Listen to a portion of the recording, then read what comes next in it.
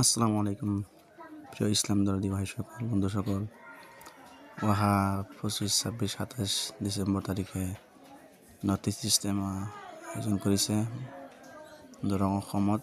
গতিকে সকলো ইছলাম দৰৰ ভাই বন্ধুসকলে যাতে ভিডিঅ'টো শ্বেয়াৰ কৰে, যাতে অন্য ইছলাম দৰদি ভাই বন্ধুসকলে যাতে পোৱাৰ কাৰণে, আৰু ভিডিঅ'টো ভাল পালে লাইক কমেণ্ট কৰিব, লগতে যাতে অন্য আপোনাৰ ভিডিঅ'টো ইজতেমা আহিব পাৰে তাৰ কাৰণে ভিডিঅ'টো শ্বেয়াৰ কৰিব।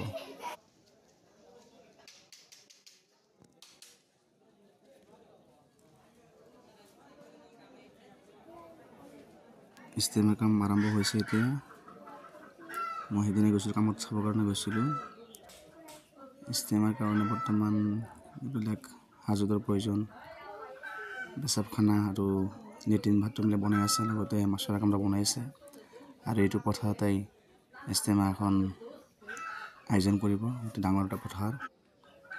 তাৰ কাৰণে বহুতো মানুহৰ প্ৰয়োজন হৈছে। গতিকে যোনে য'ৰ পৰা অসমৰ পৰা পাৰে, এইটো কেৱল 28টা ডিষ্ট্ৰিক্ট, অৰুণাচল, নাগালেণ্ড, মণিপুৰ, বিভিন্ন ঠাইৰ পৰা মানুহ আহি ইয়াতে ইজতেমাত সমাগম হ'ব।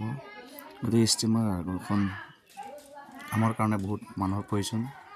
এজন মাছুৰা কাম কৰি আছে। গতিকে আপোনালোকে যিমান পাৰে সহযোগ কৰিব বুলি আশা ৰাখিল। লগতে আপোনালোকৰ দিনী বন্ধু বান্ধৱীসকলক যাতে ইজতেমাত আহিব পাৰে তাৰ কাৰণে ভিডিঅ'টো শ্বেয়াৰ কৰিব, লগতে লাইক কমেণ্ট কৰি ছাবস্ক্ৰাইব কৰিব।